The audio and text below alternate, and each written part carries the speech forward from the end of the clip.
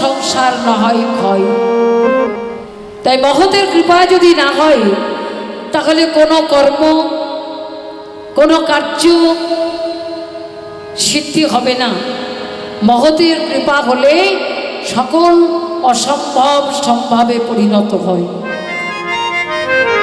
আরো বললেন গীতায়,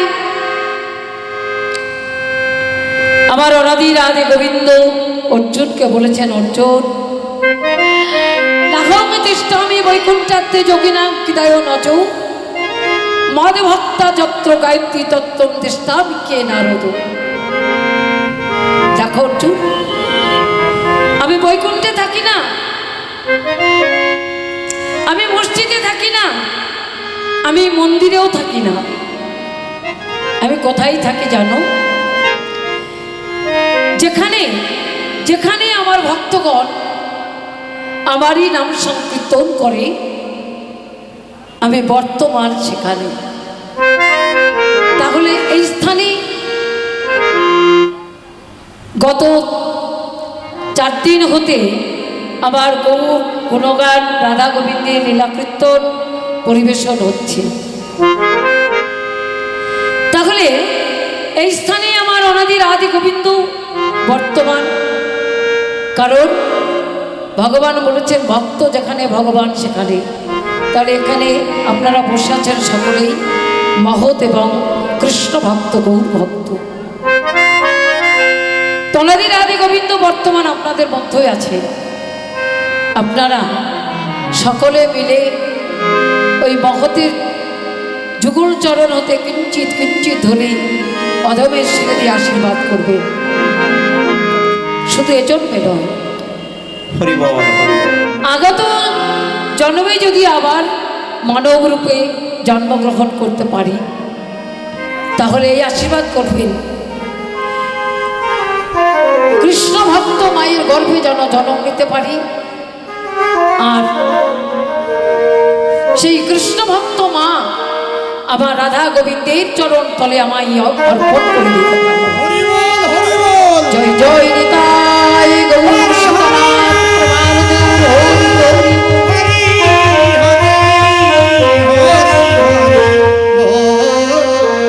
আর এইটুকু আশীর্বাদ করবেন, কৃষ্ণ বলিতে যেন আমার ঝরে দুটি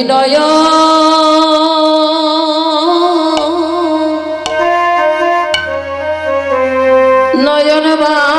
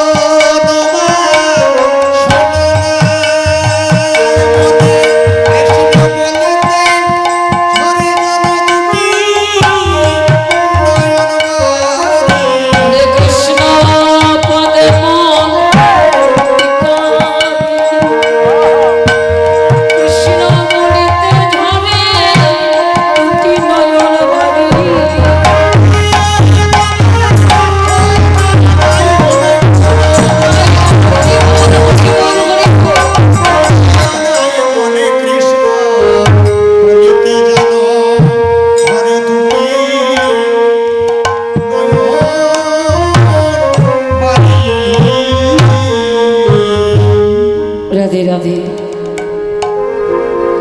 সকল মহতের চরণে আমার কোটি কোটি ভুল ত্রুটি রসাভাস হতে পারে, কারণ আমি মূর্খ, না আছে বিদ্যা বুদ্ধি, না আছে কোনো ভক্তি। যদি ভুল ত্রুটি হয় আপন সন্তান মনে করে মার্জনা করবেন বা আশীর্বাদ করবেন। রাধে রাধে। স্থান মধুময় বৃন্দাবন, বিষয় কুঞ্জ বর্ণনা। অনাদি রাধে গোবিন্দ সারা ঋষি শতকোটি গোপীর সঙ্গে রাশি রসে নিত্য গীত করে ঋষি অবসানে কালে বৃন্দা দেবীর রচিত ফুল সজ্জায় অন্তরঙ্গ সখীগণ আমার রাধা গোবিন্দকে সুখ নিদ্রায় বিভোর করলে বা শয়ন দিলেন। শয়ন মন্দির আলোকৃত করে আমার রাধা মাধব শয়ন করিয়াছে। ভেতরে মন্দ মন্দ বাতাস বইছে, বাহিরে প্রবল বেগে ঝড় বইছে। কেন না বাইরের কোনো শব্দ কুঞ্জের ভিতরে যাতে প্রবেশ করতে না পারে। যদি বাইরের শব্দ কুঞ্জের ভিতরে প্রবেশ করে তাহলে আমার রাধা গোবিন্দে ঘুমের ব্যাঘাত ঘটবে। পদকর্তার কেমন পদের পদার্থ কি সুন্দর ভাবে রচনা করেছে গোবিন্দ।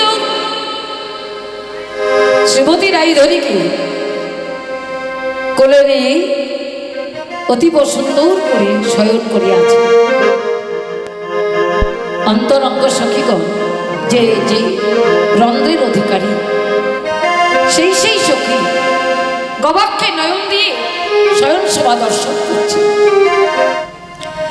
ধীরে ধীরে নিশি প্রভাতে হতে চলেছে। এমত সময় ললিতা দ্বিজকুলকে ডেকে বলছে, ওগো বৃন্দাবনের বিহাগকুল, তোমরাই আমার রাধা গোবিন্দকে জাগাইয়ে দাও। আর গগনে নিশি নাই, নিশি প্রভাতে হতে চলেছে।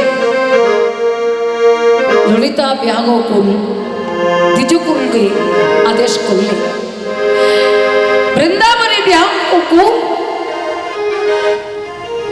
আবার রাধা গোবিন্দের যুবক জাগালেন না। এমতো সময় ললিতা মনে মনে ভাবলেন, এই বিহাগকুল যখন আমার রাধা মাধবকে জাগালো না, তাহলে আমাকেই জাগাতে হবে। তাই গবাক্ষে নয়ন দিয়ে রাধা রানী এবং আমার গোবিন্দের যুগল জাগাতে চাইল ললিতা। ললিতা বলছে গবাক্ষে নয়ন দিয়ে, ওরে জাগ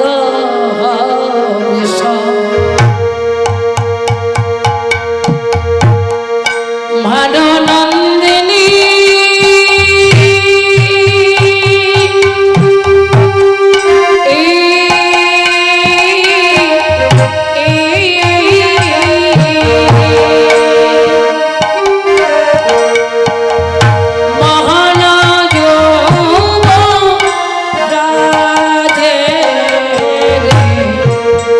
এ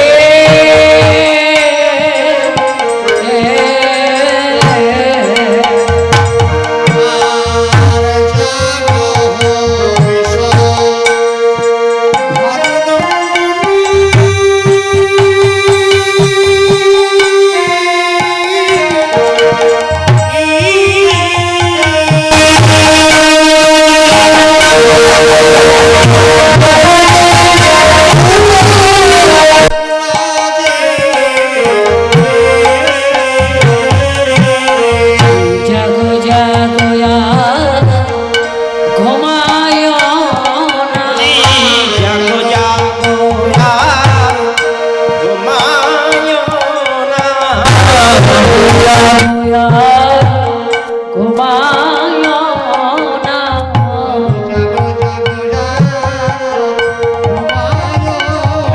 তোমার সুখের নিশি প্রভাত হইল, জাগো জাগো আর ঘুমায় না।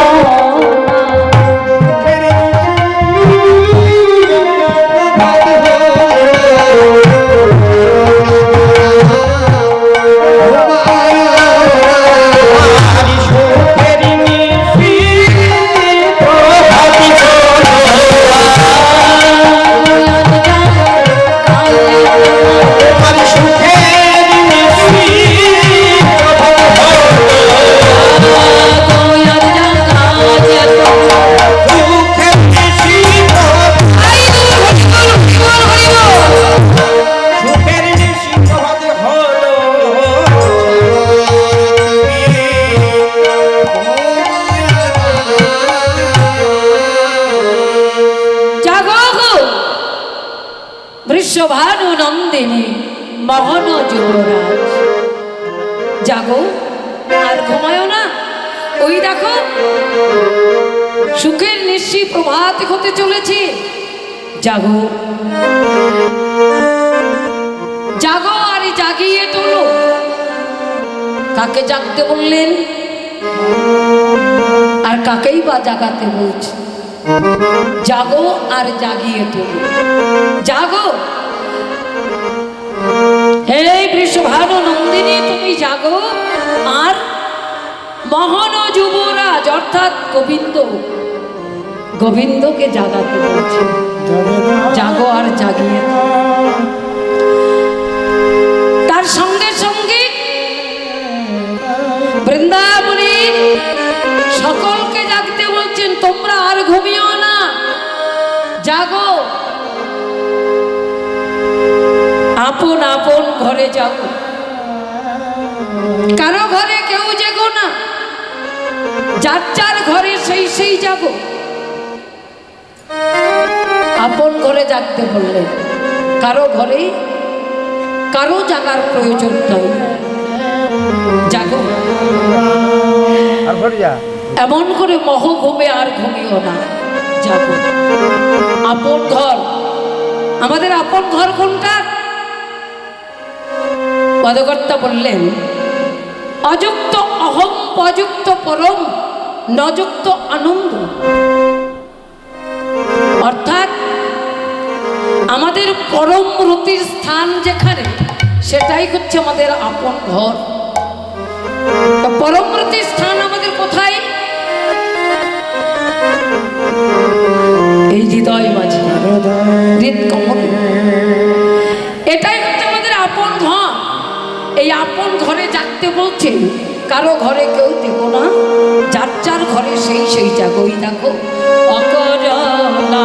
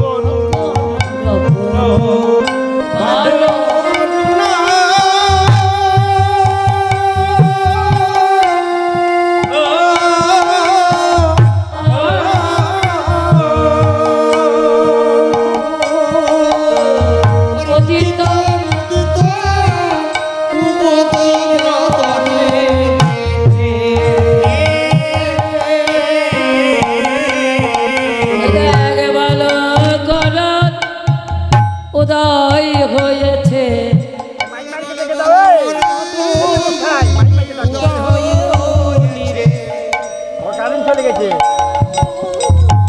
উদয় হলি রে আপন ভালো অরুণ উদিত মুদিত কুমদ বদন অকরুণ পুন অর্থাৎ পদকর্তা বলছেন বালক অরুণ পূর্ব গগনে উদয় হয়েছে, কুমদ বদন মুদিত হচ্ছে, চঞ্চরী ভ্রমর সারা ঋষি মধুপান করছে।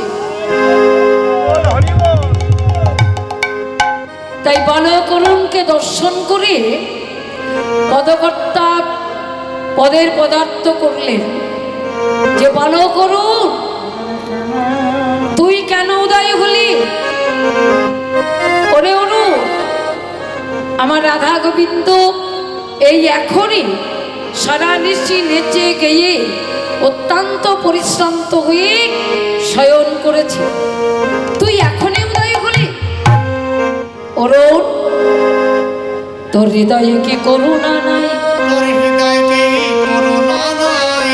ওরে করুণাহীনি অরুণ,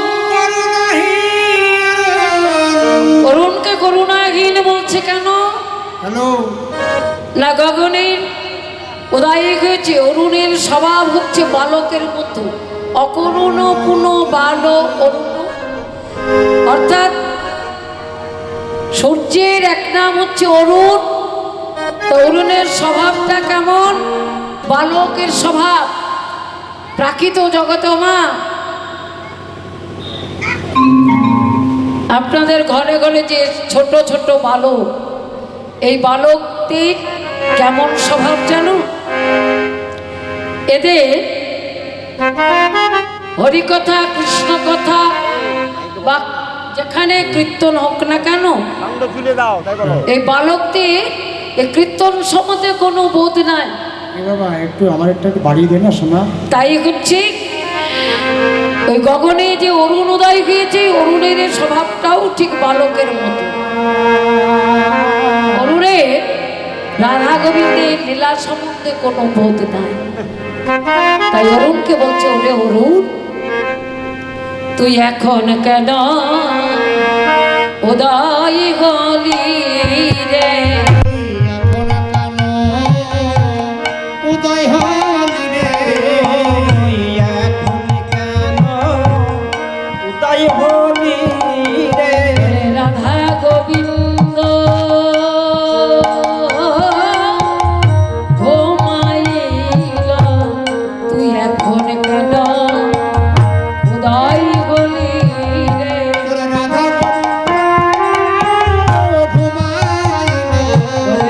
সুখের যুগল ভেঙে যাবে,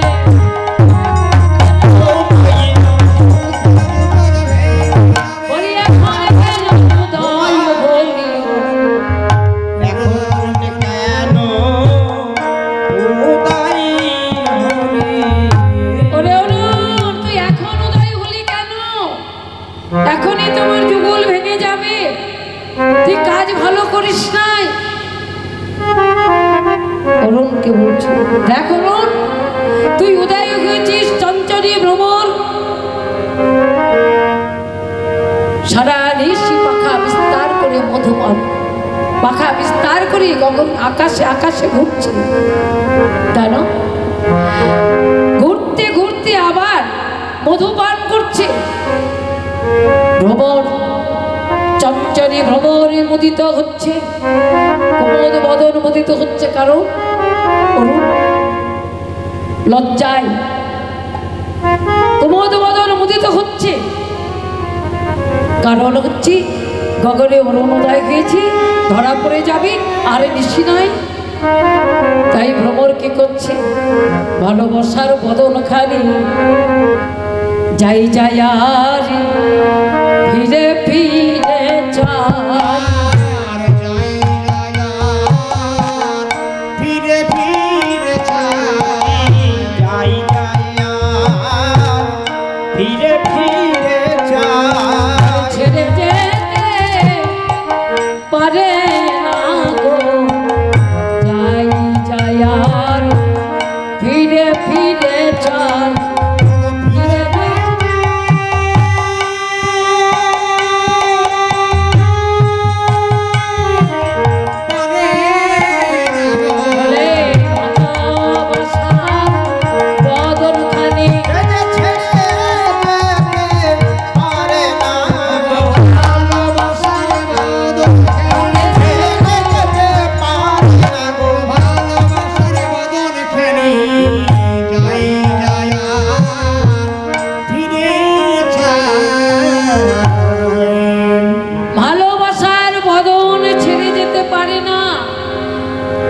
তাই চঞ্চরী ভ্রমর যাচ্ছে, আবার ফিরে ফিরে চাইছে। সত্যই তো, যেজন ভালোবাসে ভালোবাসার বদন কি ছাড়তে পারে? ভালোবাসার বদন ছাড়তে পারে না। তাই যাচ্ছে, আবার ফিরে ফিরে চাইছে।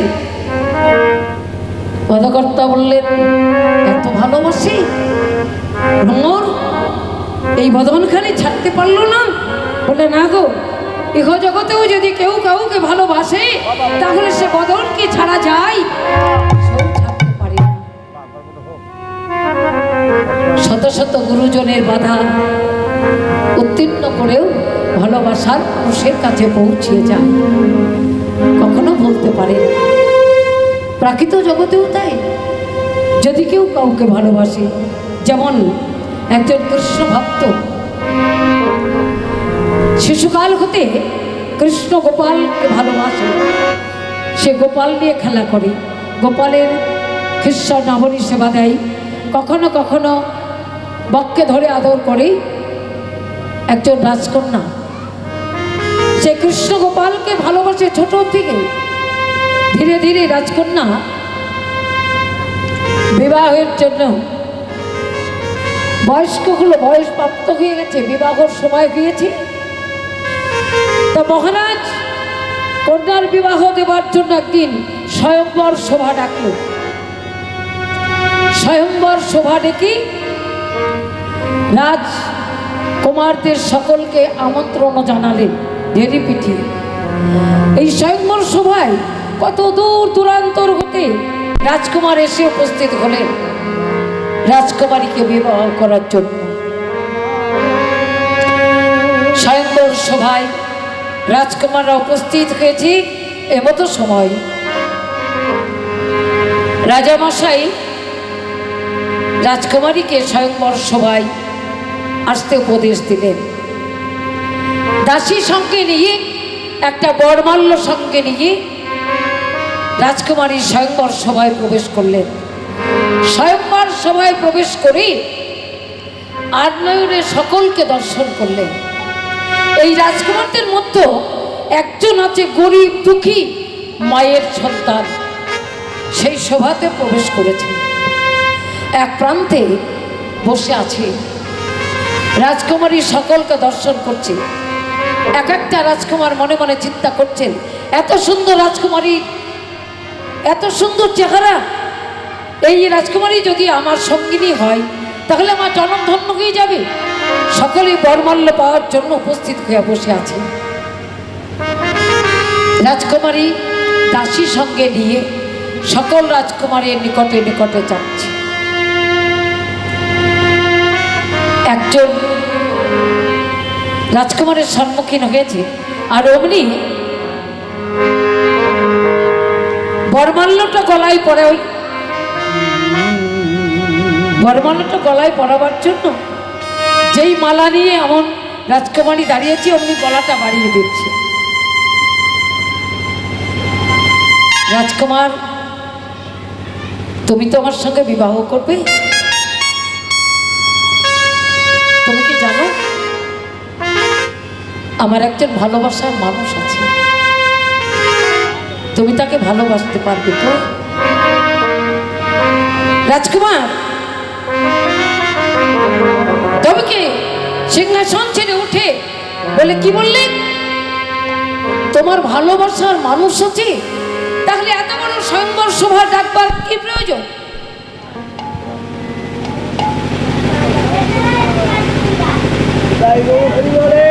রাধে রাধে। স্বয়ম্বর সভা ডেকেছে তোমার পিতা, তোমার পিতাকে তুমি আগে বলনি যে আমার ভালোবাসার মানুষ আছে?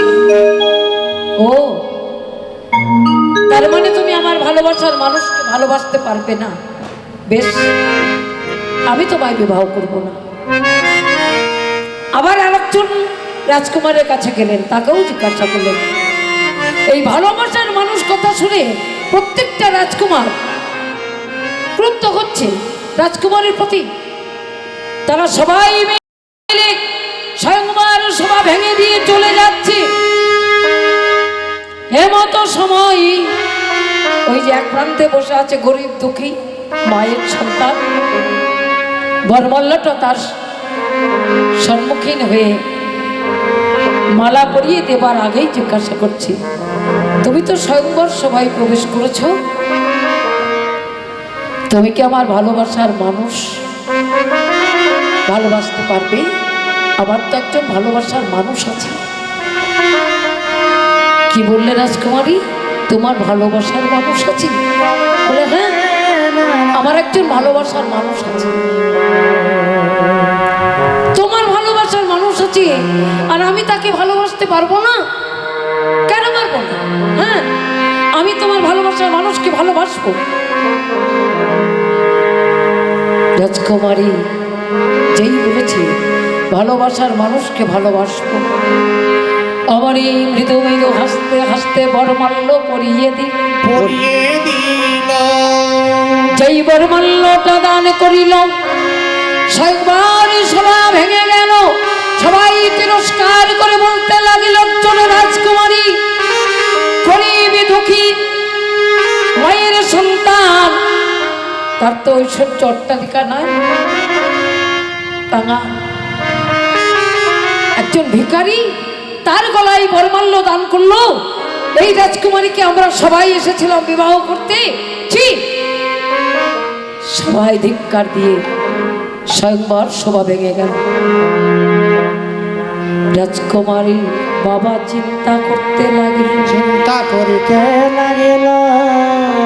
এত সুন্দর সুন্দর রাজকুমার আমার সভায় এসে উপস্থিত হলো, আমার কন্যার একটা রাজকুমারও পছন্দ হলো না। ওই গরিব দক্ষিণী মায়ের সন্তান এই কুমারকে আমার কন্যার পছন্দ হলো, তার গলায় বরমাল্য পরিয়ে দিল। বেশ, আমার কন্যা যখন পছন্দ করেছে, আমি আর অমত করব না। রাজকুমারীকে ধুমধাম করে বিবাহ দিয়ে অটল ঐশ্বর্য দিয়ে সাজিয়ে দিয়ে শ্বশুর বাড়ি পাঠিয়ে দেব। দাসীর সঙ্গে দাসী গোপাল সঙ্গে করে নিয়ে গেলেন। গোপালকে নিয়ে যেয়ে যখন স্বয়ংবর সভা ভেঙে চলে গেল, রাজকুমারী ঐশ্বর্য সঙ্গে নিয়ে শ্বশুর আলয়ে প্রবেশ করছে। এমতো সময় সেই দুঃখিনী শাশুড়ি ঘরের দরজার নিকটে এসে বাজি বাজনা বাজছে। দুঃখিনী মা মনে মনে চিন্তা করছে, কি আমার ঘরের সামনে এসে এত বাজনা বাজছে কেন? ছটপট ছটপট করতে করতে তাড়াতাড়ি ঘরের বাইরে গিয়ে দেখছে সন্তান বিবাহ করে তার স্ত্রীর সঙ্গে নিয়ে গৃহে প্রবেশ করছে। রাজকুমারীর শাশুড়ি অতীব আনন্দ সহিত রাজকুমারীকে বরণ করে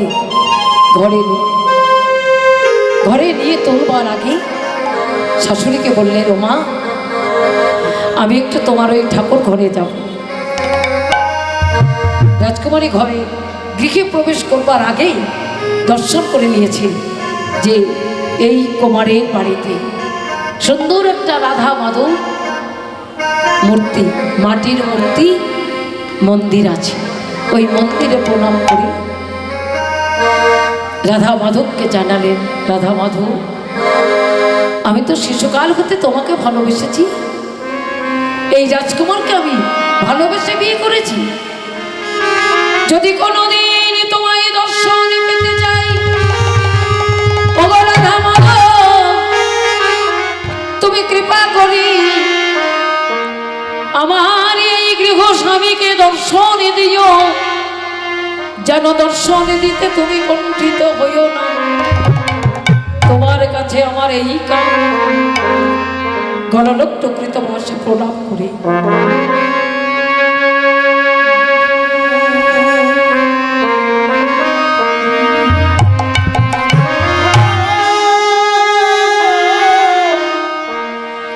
যখন আপন ঘরে চলিল, একদিন দুদিন তিন দিন 4 দিন 5 দিন 6 দিন পার হয়ে গেল। 7 দিনে রাজকুমার রাজকুমারীর কাছে জানতে চাইল, আচ্ছা রাজকুমারী, তুমি যে আমার এই বরমাল্য দেওয়ার আগে আমাকে বলেছিলে তোমার একজন ভালোবাসার মানুষ আছে, তা আজকে 7 দিন হতে চললো, তোমার কেমন ভালোবাসার মানুষ? তোমায় 7 দিনের মধ্যে একদিনও দেখতে এলো না, কি গো? কই তোমার সেই ভালোবাসার মানুষ? যদি তোমাকে এতই ভালোবাসে তাহলে 7 দিন তোমাকে অদর্শন করে সে কেমন করে আছে? আর তুমিও তো আমার এই 7 দিনের মধ্যে তোমার সেই ভালোবাসার মানুষকে দেখালে না। আমার ভালোবাসার মানুষ তুমি দেখবে? বলে হ্যাঁ, আমি দেখতে চাই তোমার সে ভালোবাসার মানুষটা কেমন। ঠিক আছে, আজকে যখন তুমি আমার ভালোবাসার মানুষকে দেখতে চাইছো, তাহলে যাও গঙ্গা স্নান করে এসো। আজকে তোমার আমার ভালোবাসার মানুষকে দেখাবো। কুমার গঙ্গা স্নান করে আসলেন, রাজকুমারী নিকটে আসলে রাজকুমারী দাদা সঙ্গে তিলক পরিধান করে দিয়ে রাজকুমারের বদনের দিকে লক্ষ্য দিয়ে বলেছে, ওগো কৃষ্ণ গোপাল,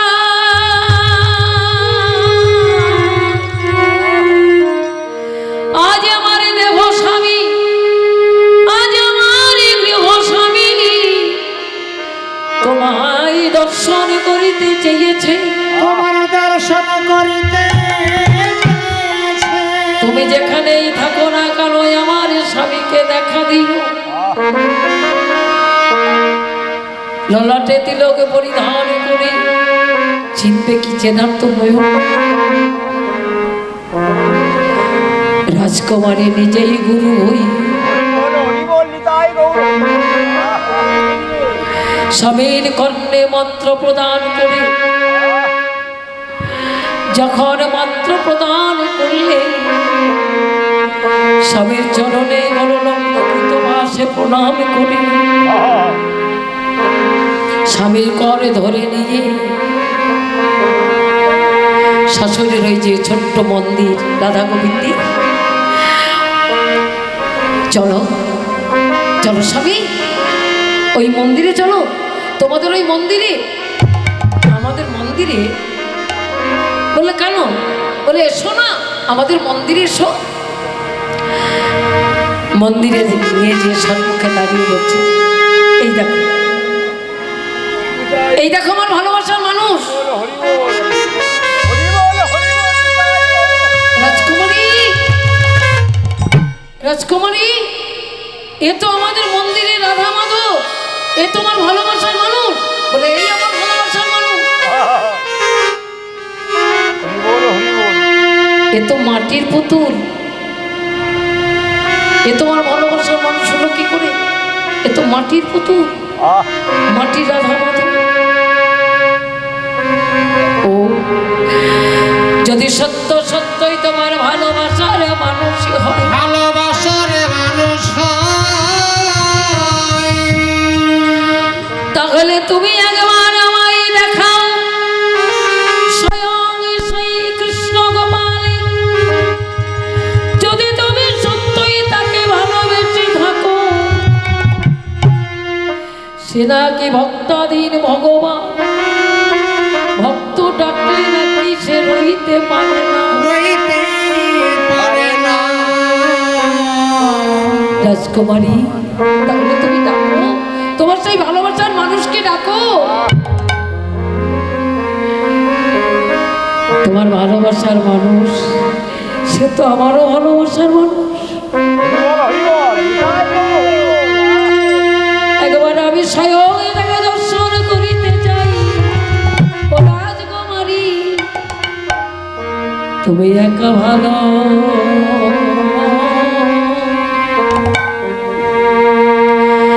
বাসবে,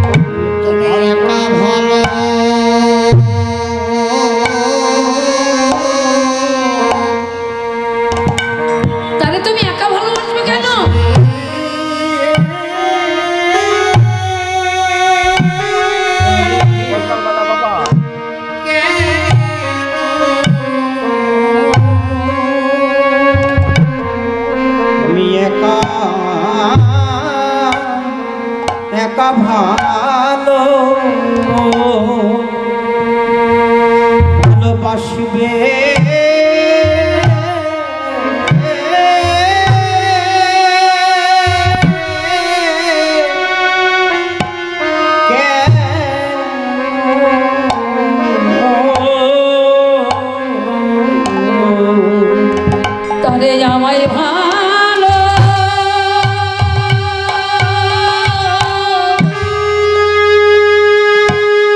ভালোবাসিতে বাসিতে দিও তুমি একা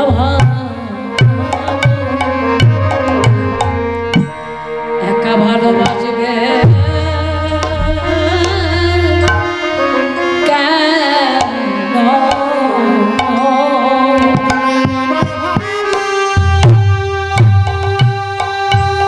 একা ভালোবাসলে কি ভগবানকে পাওয়া যায়? তুমি একা ভালোবাসবে কেন?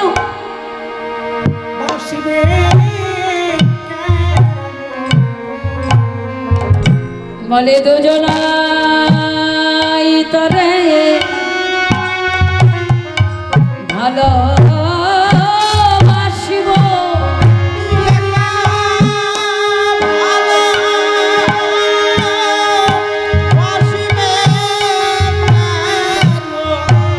আমরা দুজনে তরে আরে ভালোবাসিব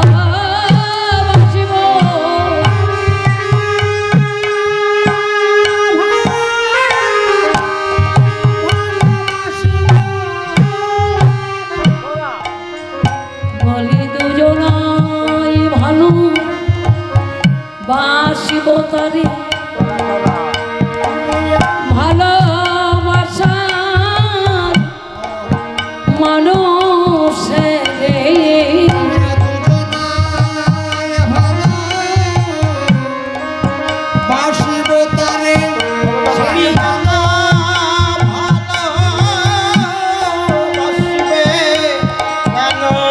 বলে দুজনে ভাগা ভাগি করে আমরা দুজনাই ভালো বাসিব তারে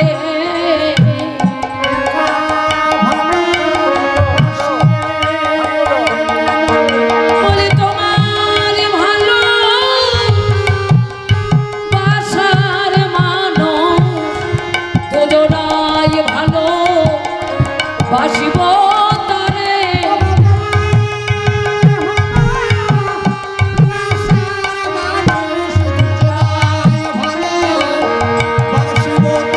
একবার কৃপা করে দেখা দিতে বলো দুজনাই ভালোবাসবো কৃপা করে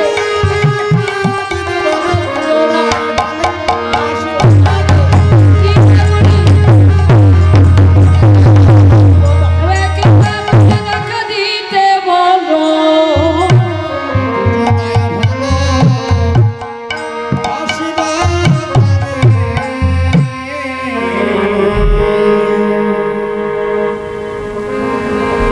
রাজকুমারী তুমি কৃপা করে তাকে দর্শন দিতে বলো তোমার ভালোবাসার মানুষ দেখি তোমার ডাকে কেমন সাড়া দেয় আমরা দুজনেই ভালোবাসবো সমানে সমানে ভাবে রাজকুমারী বললেন গো কৃষ্ণ গোপাল তুমি ভক্তাধীন ভগবান তুমি নিজ বদনে বলেছ ভক্ত ডাকার মতো ডাকলে তুমি সাকার ভাবে আবির্ভূত হও আজ তোমার ভক্ত তোমায় দর্শনে চেয়েছে তুমি কৃপা করে যেখানেই থাকো না কেন তোমার ভক্তের মনোবাঞ্ছা তুমি পূরণ করো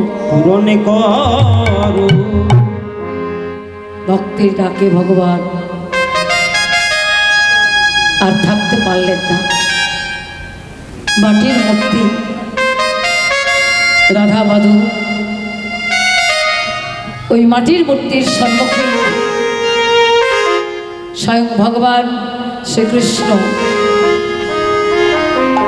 বাঁকা হয়ে দাঁড়াইল যেমন ত্রিভঙ্গ বঙ্কি মঠমে বাঁকা হয়ে দাঁড়াইল রাজকুমারী বললেন গো স্বামী এই দেখো আমার ভালোবাসার মানুষ এসেছে রাজকুমারী বললেন অকুমারী, তোমায় সন্মুখে দেখা দিতে এসেছে, তবে ও একা কেন? আমরা তো দুজনে দুজনে দুজনে ভালোবাসবো, তাহলে একা কেন? ওকে যুগল হয়ে দাঁড়াতে বলো, যুগল হয়ে দাঁড়াতে বলো, আর যুগল হয়ে দাঁড়াতে বলো, যুগল হয়ে দাঁড়াতে বলো, আমরা যুগল হয়ে যুগল দর্শন করিব, যুগল হয়ে দাঁড়াতে বলো। যুগল হয়ে যুগল দর্শন করিব, যুগল হয়ে দাঁড়াতে বলো, যুগল হয়ে যুগল দর্শন করব, যুগল হয়ে যুগল হয়ে যুগল দর্শন করব, যুগল হয়ে তারা আগে দেখি, যুগল হয়ে দর্শন করিব, একবার যুগল হয়ে দর্শন করিব, যুগল হয়ে দাঁড়াতে বলো।